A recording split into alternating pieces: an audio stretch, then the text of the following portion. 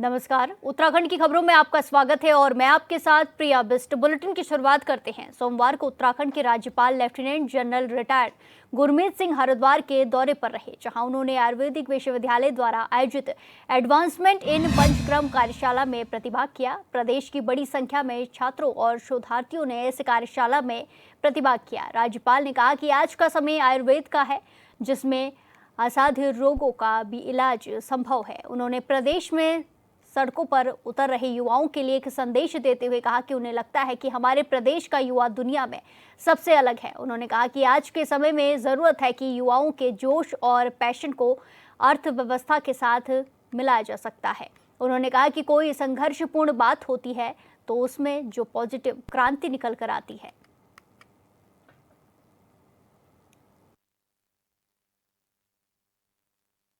मेरा आप सबको जय हिंद। आज बहुत ही अच्छा लगा। सौभाग्य की बात है कि आज उत्तराखंड में आयुर्वेद यूनिवर्सिटी ने रिसेंट पंचकर्मा 2025 का 2 दिन का इंटरनेशनल प्रोग्राम किया है और मुझे बहुत खुशी है कि इस सेमिनार के अंदर में हम करना क्या चाहते हैं, हमारे संकल्प क्या हैं और पूरी मानवता और पूरी दुनिया हमसे क्या एक्सपेक्ट करती है, इसके बारे में बात किया। आज हमने इकट्ठा संकल्प लिया कि जो हमारे आयुर्वेद है इसको किस प्रकार से हम आर्टिफिशियल इंटेलिजेंस टेक्नोलॉजी के साथ में मिलाएं, इसकी डॉक्यूमेंटेशन को किस प्रकार अच्छा करें और एविडेंस बेस्ड प्रूफ होने चाहिए, विच इज मोर इम्पोर्टेंट। मुझे ऐसा लगता है स्पेशली पूरे विश्व ने जब कोविड के दौरान एक चीज पक्की है कि पूरी दुनिया को एक बात समझ में आ गई है कि आयुर्वेद, योगा, दिव्यता, भव्यता और पर्वत इलाके क्यों इंपॉर्टेंट हैं। मुझे ऐसा लगता है कि हमारी एक जिम्मेवारी है पूरी मानवता के लिए, पूरे विश्व के लिए, कि ये जो आयुर्वेद का संदेश है ये हम पूरी दुनिया तक लेके जाएं। हम देखते हैं अक्सर कि किस प्रकार पूरी दुनिया के अंदर में blood pressure, diabetes, cardiac problems, digestive, respiratory problems हैं और इन सब का समाधान और बहुत सुंदर जीवन शैली, एक जीवन जीने का तरीका आयुर्वेद के अंदर में है। आज हमने सबने इकट्ठा होकर हमारे ऋषि मुनियों को, हमारे धन्वंतरी जी को, हमारे उन ऋषि मुनियों को जिन्होंने आयुर्वेद का हमको ज्ञान दिया, मुझे ऐसा लगता है कि ये हम सबकी जिम्मेवारी है कि उस ज्ञान को हम पूरी दुनिया के साथ बांटें।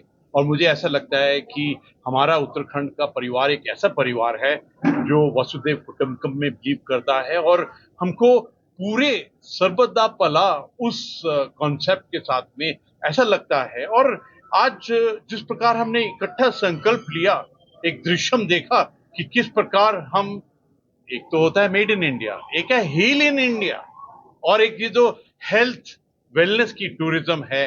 और आज ऐसा लगा कि सचमुच में ही हरिद्वार, उत्तराखंड एक पूरी दुनिया का हेल्थ और वेलनेस का कैपिटल बनने की क्षमता रखता है।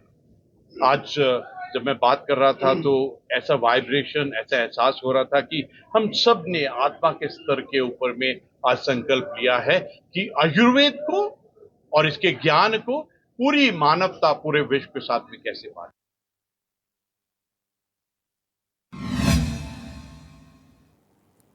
संस्कृति, साहित्य और कला परिषद के उपाध्यक्ष मधु भट्ट ने प्रदेश के युवाओं से अपील की है कि पूरे प्रदेश युवाओं के साथ है। UKSSC पेपर लीक मामले में SIT गठित कर दी गई है और 1 महीने में इस मामले की रिपोर्ट सामने आ जाएगी। उन्होंने कहा कि इसमें जो भी दोषी होंगे उन पर सख्त कार्रवाई की जाएगी। दर्जा राज्य मंत्री मधु भट्ट ने कहा कि कुछ लोग अपने राजनीतिक लाभ के लिए युवाओं को भ्रमित करने का काम कर रहे हैं। युवाओं को भी ये बात समझने की जरूरत है।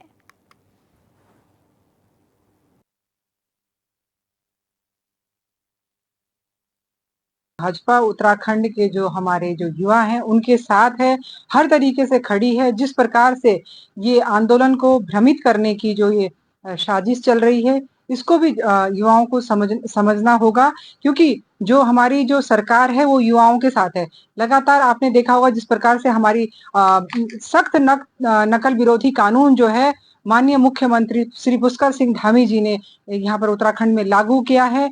और जो अभी जिस प्रकार से जो प्रकरण हुआ है, इसमें भी एसआईटी की जांच शुरू कर दी गई है और 1 महीने के अंदर ये जो है एसआईटी जांच का जो है उत्तर सभी युवाओं के सामने आएगा और जो भी इसमें पकड़ा जाएगा उसको सीधे जेल की सलाखों के पीछे भेजा जाएगा। और इस प्रकार से हम बिल्कुल युवाओं के साथ हैं। किसी भी तरह से युवाओं के साथ किसी भी प्रकार का कोई भेदभाव किसी भी प्रकार से अहित नहीं होने दिया जाएगा, क्योंकि सभी लोग माननीय मुख्यमंत्री श्री पुष्कर सिंह धामी जी हो, हमारा पूरा उत्तराखंड देवभूमि युवाओं के साथ।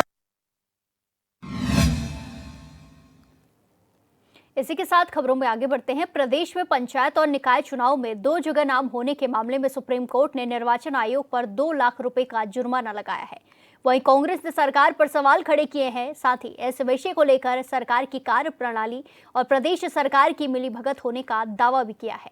वहीं कांग्रेस पर तंज कसते हुए बीजेपी प्रदेश प्रवक्ता हनी पाठक ने कहा कि कांग्रेस अपने खत्म होने की कगार पर है। साथ ही आए दिन इस प्रकार की बातें करना ये दर्शाता है कि कांग्रेस का मानसिक संतुलन ठीक नहीं है।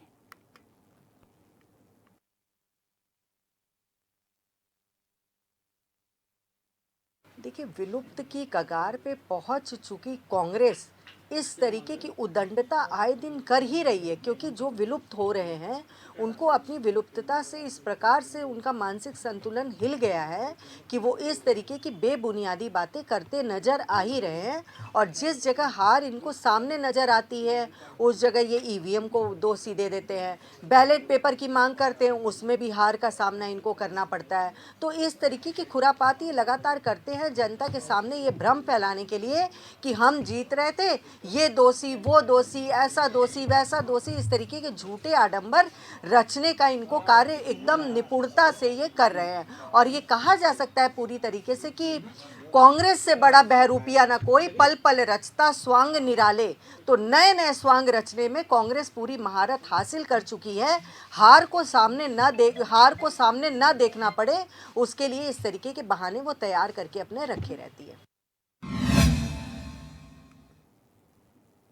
इसी के साथ खबरों में आगे बढ़ते हैं। पूर्व विधायक प्रणव सिंह चैंपियन ने कहा कि मुख्यमंत्री पुष्कर सिंह धामी की बढ़ती लोकप्रियता और युवाओं के हित में लिए गए फैसलों को विपक्ष पचा नहीं पा रहा है, इसीलिए विरोधी दल मिलकर राजनीतिकरण की कोशिश कर रहे हैं। उन्होंने कहा कि धामी सरकार द्वारा बनाए गए कड़े कानून और बदलते हुए परिदृश्य विपक्ष को हजम नहीं हो रहे हैं। चैंपियन ने विश्वास जताया है कि चुनाव से पहले फैलाई जा रही अफवाहों और साजिशों का पर्दाफाश होगा और धामी सरकार पाक साफ होकर जनता के बीच खड़ी होगी।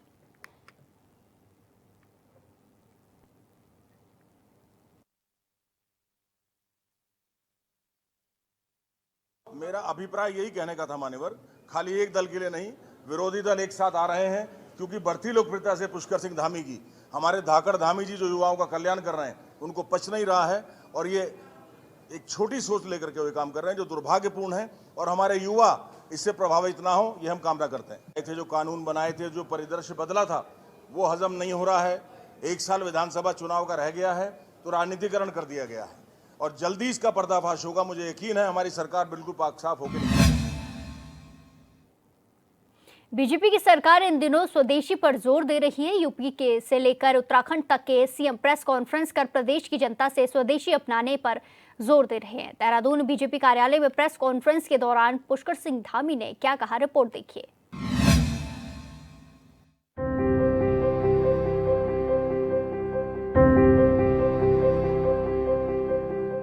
देहरादून प्रदेश कार्यालय में आयोजित कार्यक्रम में सीएम धामी ने घर घर स्वदेशी का लोगो लॉन्च किया। मीडिया से संवाद के दौरान उत्तराखंड के सीएम पुष्कर सिंह धामी ने कहा कि स्वदेशी केवल एक नारा नहीं बल्कि आत्मनिर्भर और विकसित भारत की नींव है। ये प्राचीन काल से सनातन संस्कृति की हमारी जीवन पद्धति है। ये स्वदेशी केवल एक नारा नहीं है बल्कि आत्मनिर्भर भारत का संकल्प है। और जो प्रधानमंत्री जी ने 2047 में विकसित भारत का संकल्प पूरे देश के समक्ष रखा है, उसको मजबूत करने का, उसके मार्ग को प्रशस्त करने का एक सबसे बड़ा माध्यम है। और ये हमारे प्राचीन काल से ही सनातन संस्कृति की हमारी जो जीवन पद्धति है, वो जीवन पद्धति हमारी स्वदेशी की रही है। और स्वदेशी का संकल्प हमारे छोटे कारीगरों को, किसानों को, उद्यमियों को, स्थानीय उत्पाद बनाने वाले ऐसे लोग जो स्वयं का रोजगार करते हैं, अपने रोजगार से, अपने साथ साथ अनेक लोगों को स्वरोजगार से, काम धाम से, व्यापार से, हर प्रकार से मजबूत करते हैं। मुख्यमंत्री धामी ने कहा कि प्रधानमंत्री नरेंद्र मोदी ने 2047 तक विकसित भारत का जो संकल्प लिया है, उस संकल्प को पूरा करने में प्रदेश में चल रही स्वदेशी अभियान सहायक सिद्ध होगा। स्वदेशी का संकल्प केवल आर्थिक मजबूती का साधन नहीं, बल्कि मातृभूमि के प्रति हमारा प्रेम और समर्पण है।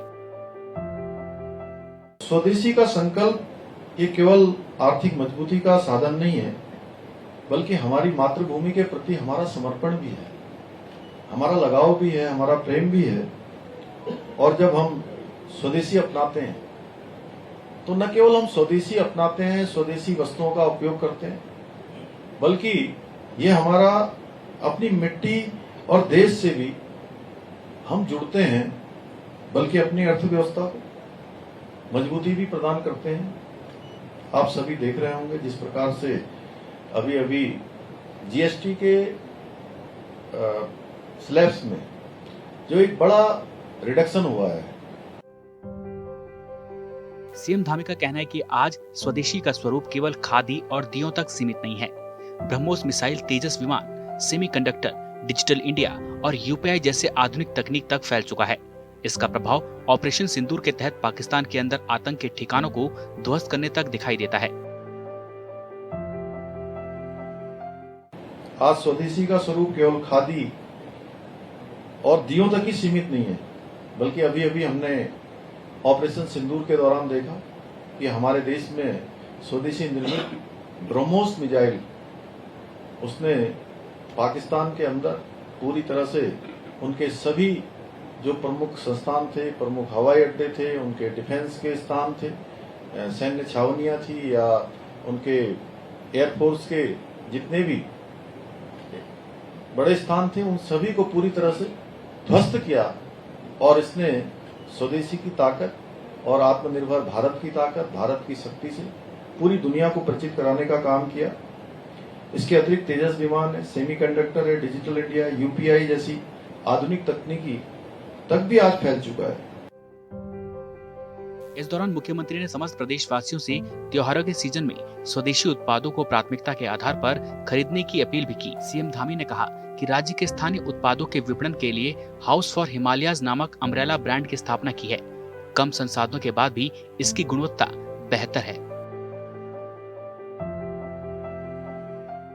पेन पर या कहीं पर हम नोट कर लें, किसी तरह से कोई नोटबुक पर, कि कितने ऐसे हमारे उपयोग में आने वाली वस्तुएं हैं जो स्वदेशी हैं।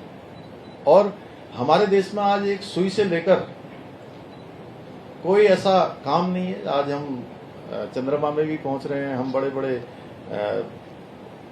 अनुसंधान भी कर रहे हैं, बड़ी बड़ी अनेक रिसर्च हमारी चल रही हैं। सुई की नोक से लेकर हवाई जहाज तक हर चीज आज हमारे देश में बन रही है। तो हम स्वदेशी को ही अपनाएंगे और हमारे भाई बहन, व्यापारी भाई बहन भी गर्व से कहें कि यह स्वदेशी है। यही सामूहिक प्रयास हमें आत्मनिर्भर भारत की दिशा में आगे ले जाएगा।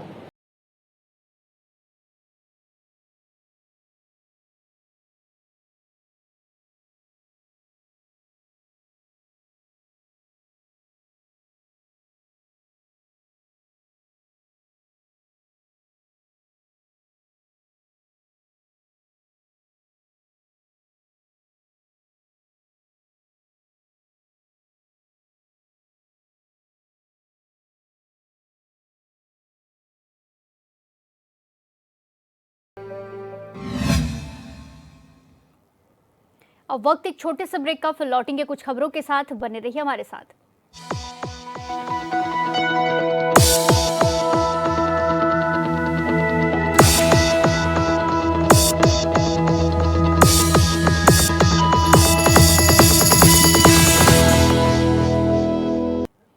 ब्रेक के बाद एक बार फिर से आपका स्वागत है। रुक करेंगे खबरों का। हरिद्वार जिला कार्यालय सभागार में डीएम मयूर दीक्षित की अध्यक्षता में जन सुनवाई आयोजित हुई, जहां कुल 89 शिकायतें दर्ज की गई। जमीन कब्जा मुक्त कराने, राशन कार्ड, सड़क मरम्मत, पेंशन, बिजली पानी और बरसात के बाद नालियों की सफाई जैसी समस्याओं पर डीएम ने तुरंत कार्रवाई के निर्देश दिए।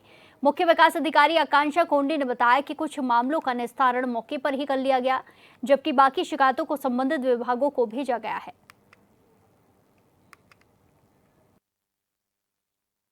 तो जो भी अधिकारी नहीं पहुंचे हैं उनके विरुद्ध जो है कार्रवाई भी की जाएगी, स्पष्टीकरण भी जारी किया जाएगा। देखिए, जो भी शिकायतें प्राप्त होती हैं, कोशिश की जाती है ब्लॉक स्तर पे या तहसील स्तर पे जो भी हैं, अगर लैंड के इश्यूज हैं तो तहसील स्तर पे रिजॉल्व कर लिया जाए। कोई ब्लॉक के सड़क की समस्या है, पानी की समस्या है, वो सब हम लोग रिजॉल्व कर लें। मगर फिर भी जो शिकायतें जिले लेवल पे आती हैं उसमें चूंकि जिले स्तरीय अधिकारी के संज्ञान में आ जाता है तो उसको भी तत्काल जो गंभीरता से लिया जाता है उसका निराकरण किया जाता है। देखिए, एक स्कूल का मामला है, चूंकि अभी जांच गतिमान है तो इसमें कुछ कहा नहीं जा सकता, मगर पूरा मामला ये है कि जो स्कूल है उनके द्वारा सभी फैमिलीज से कैश में लिया जा रहा है और वो पैसे लिए जा रहे हैं और स्कूल ड्रेस जो है सिलवा के दी जा रही है, जो अच्छी क्वालिटी की भी नहीं है। उसके अलावा भी चूंकि जब गर्मियों की छुट्टी चल रही थी उसमें भी ट्रांसपोर्ट के चार्जेस लिए गए हैं। तो जो भी है जिला शिक्षा अधिकारी को आदेशित कर दिया गया है, जो भी प्रकरण है उसमें अच्छी कार्रवाई की जाएगी और उसमें अगर स्कूल जो है दोषी पाया जाता है तो उनके विरुद्ध भी कार्रवाई। किस तरीके से काम? देखिए, तहसील को भेज दिया है। इसमें अगर कोई भी समस्या होगी वो तहसील स्तर से और ईओ शिवालिक नगर द्वारा रिजॉल्व कर ली जाएगी और इसमें आदेशित कर दिया है 10 दिन के भीतर जो है ये प्रकरण।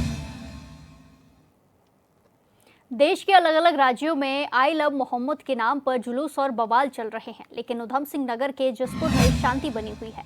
आई लव मोहम्मद को लेकर जसपुर में मुस्लिम समाज की कोई प्रतिक्रिया नहीं है।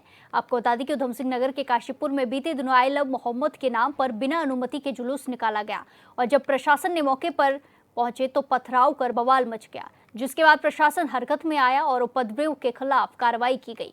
वहीं विधायक आदेश चौहान ने कहा कि सरकारी विभागों की जिम्मेदारी तभी शुरू होती है जब कोई उपद्रव होता है।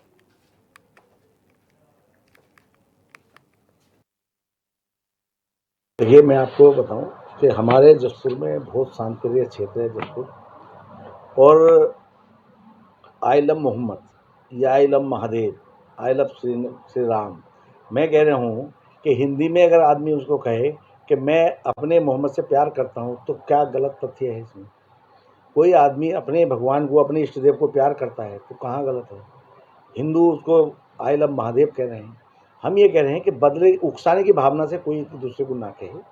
और लोकतंत्र देश है, हर व्यक्ति को अपने धर्म के हिसाब से कानून की परिधि में रह के अपनी बात को रखने का अधिकार है और अपने संस्कार जो हमें मिले हैं पूर्वजों से उनको मानने का अधिकार है। नबी के नाम को लेकर के यकीनन किसी पर हमें कोई टिप्पणी नहीं करनी है, किसी पर कीचड़ नहीं उछालनी है। सिर्फ़ और सिर्फ आइला मोहम्मद सल्लल्लाहु अलैहि वसल्लम का माना है कि हम अपने नबी से बहुत ज़्यादा मोहब्बत करते हैं, तो ज़रूरी नहीं कि हम जुलूस निकाल कर के ही अपनी मोहब्बतों का सबूत देंगे, इजहार करेंगे। आपके तरीक़े को अपना करके हम अपनी ज़िंदगी गुजारें, तब भी हम इंशाअल्लाह ताला नबी से मोहब्बत कर सकते हैं। अगर प्रशासन की तरफ से हमें इजाज़त है तो हम फिर जुलूस निकालें, लेकिन अगर प्रशासन की तरफ से हमें इजाज़त नहीं है तो हमें फिर जुलूस निकालने की कोई ज़रूरत नहीं। हमें चाहिए कि हम प्रशासन का साथ दें, शासन का साथ दें और अपने क्षेत्र में, अपने शहर में शांति बनाए रखें, अमन व सुकून के साथ में अपनी ज़िंदगी गुजारें और भाईचारा कायम रखें। पिछले दिनों आई आपदा में रानी पोखरी न्याय पंचायत क्षेत्र के सूर्यधार मुहाने से लेकर जगह जगह लगभग 500 मीटर अंग्रेजों के टाइम पर बनाई गई सिंचाई नहर बह गई। सूखी पड़ी इस नहर के बहने से रानी पोखरी के 11 गांव में से 8 गांव की धान की फसल बिना पानी के बर्बाद होने के कगार पर है। आगे रबी और खरीफ की फसलों पर भी संकट के बादल मंडराने लगे हैं, क्योंकि आपदा के कारण जगह जगह सड़कें भी क्षतिग्रस्त हैं और सिंचाई नहर अभी नहीं बन पा रही है। वहीं ग्राम प्रधान अध्यक्ष अनूप चौहान का कहना है कि विभाग को इस ओर जल्दी ध्यान देना होगा और खेतों की सिंचाई के लिए वैकल्पिक व्यवस्था जल्द ही करनी होगी। शासन प्रशासन जो है इसे संज्ञान में ले आए, इस मामले को देखें यहाँ पे। अच्छा, बाकी जो बेलदार लोग तो ये बोल रहे हैं कि ये साल 2 साल या 3 साल तक सही नहीं होगी, तो ये कितनी पुरानी सिंचाई व्यवस्था है, ये कब से चली आ रही है इस नहर से? ये पुश्तैनी चली आ रही है, तो लगभग अंग्रेजों के समय से लगभग पुश्तैनी चली आ रही है। अच्छा, जो इससे कितने निर्भर करती है? इससे लगभग जो है 8-10 हज़ार बीघा ज़मीन में सिंचाई होती है। जो आप अब जो है इस समय जो धान की फसल बोई हुई है उसे नुकसान हो रहा है इससे, पानी ना होने से, और आने वाली फसलों को भी नुकसान होगा, गेहूं की फसल। तो अब देखो शासन प्रशासन क्या करता है इसमें। आपने किसी अधिकारी को सूचित किया? अभी तो कोई अधिकारी यहाँ पे आया नहीं। किसी प्रकार की सिंचाई व्यवस्था का उन्होंने कोई भरोसा दिया? कोई भरोसा नहीं दिया अभी। हाँ, अभी कोई भरोसा नहीं दिया। आपके द्वारा क्या प्रयास जारी है? हमारा कहना है कि शासन प्रशासन इसे मामले को संज्ञान में ले और आगे जो है इसे दुरुस्त कराए। ये 3-4 जगह से हमारी जो सिंचाई की नहर है, जाखन से भोगपुर वाली नहर जो है 3-4 जगह से क्षतिग्रस्त हो रखी है। एक सिला चौकी में, दूसरा अमगढ़ खाले में, तीसरी भोगपुर में चांद पत्थर के पास में। तो ये काफ़ी काश्तकारों के लिए एक चिंतनीय विषय बन चुका है, क्योंकि अब धान की फसल भी तैयार हो चुकी है। अब धान को पानी की ज़रूरत है, तो पानी कहाँ से मिलेगा काश्तकारों को। मेरा कहना यह है शासन प्रशासन से, आपके चैनल के माध्यम से, कि शासन प्रशासन आकर इसमें कुछ वैकल्पिक व्यवस्था करे और काश्तकारों को सुनिश्चित करे कि हम पानी इतने दिन में देंगे, ताकि लोग काश्तकारों की फसल को बचाया जा सके। स्वस्थ नारी सशक्त परिवार कार्यक्रम के तहत स्वास्थ्य विभाग चमोली जिले के अंतर्गत कई स्थानों पर स्वास्थ्य शिविर लगाकर जनता को लाभ देने का कार्य कर रहा है। सिमली के बेस अस्पताल में स्वास्थ्य विभाग चमोली की ओर से लगाए गए स्वास्थ्य शिविर का कर्णप्रयाग विधायक अनिल नौटियाल ने शुभारंभ किया। शिविर में मानसिक और विकलांग रोगियों सहित अन्य शिविर में मरीजों का स्वास्थ्य परीक्षण किया गया और विकलांग प्रमाण पत्र बनाए गए। देखिए, सिमली में एक तो बेस चिकित्सालय की मांग हमारी है, तो उसके लिए भी हम लोग प्रयास कर रहे हैं। और आज 29 तारीख को स्वास्थ्य शिविर का आयोजन सिमली में किया गया है। तो आसपास के क्षेत्रों के सभी लोग स्वास्थ्य परीक्षण कराते हुए स्वास्थ्य लाभ उन्होंने यहाँ पर लिया है। और जो जानकारी में आया है, लगभग 250 से 300 लोगों ने यहाँ पे स्वास्थ्य परीक्षण कराने के बाद उपचार उनका हुआ है। सर, इन स्वास्थ्य शिविरों के माध्यम से संदेश क्या देना चाहती है प्रदेश सरकार? देखिए, जो अपने देश के यशस्वी प्रधानमंत्री जी के जन्मदिन से हम लोग सेवा पखवाड़ा के रूप में एक कार्यक्रम कर रहे हैं। और जो माननीय मोदी जी का, हमारी सरकार का मानना है कि स्वस्थ नारी सशक्त परिवार, और हमारी माताएं बहनें स्वस्थ रहेंगी तो परिवार को आगे बढ़ाने में सफल होंगी और देश भी हमारा सशक्त होगा। अब माननीय मुख्यमंत्री जी का भी धन्यवाद, माननीय प्रधानमंत्री जी का भी धन्यवाद करना चाहता हूँ। इसका लाभ मेरे ख्याल से पूरे जनपद को मिला है, जिसमें 45,000 जो मेरे संज्ञान में आया है मरीज देखे गए हैं। और सिमली में बेस को तो बहुत ही ज़्यादा लाभ मिला है। और ये भी हमने अपने जिला पंचायत सदस्य द्वारा, जब मैं चुना गया हूँ अपने क्षेत्र से, तो मेरा ये फर्स्ट शिविर अपने क्षेत्र में लगाया है। वो भी विधायक जी के आग्रह करके और सीएमओ साहब से आग्रह करके और जिला डीएम साहब से आग्रह करके मैंने ये शिविर लगाया। और आज मेरे ख्याल से यहाँ 325 जो मरीज पंजीकृत हुए हैं, उन्होंने भी यहाँ लाभ लिया है। इसलिए मैं सभी क्षेत्रवासी और सबका धन्यवाद देना चाहता हूँ जो आए, सबने लाभ लिया। इसी तरह मैंने फिर ये भी आग्रह किया, हर 6 महीने यहाँ शिविर लगे, सबको लाभ मिले। धन्यवाद। इस बुलेटिन में फिलहाल के लिए इतना ही। बाकी तमाम खबरों के लिए देखते रहिए HNN 24/7। नमस्कार।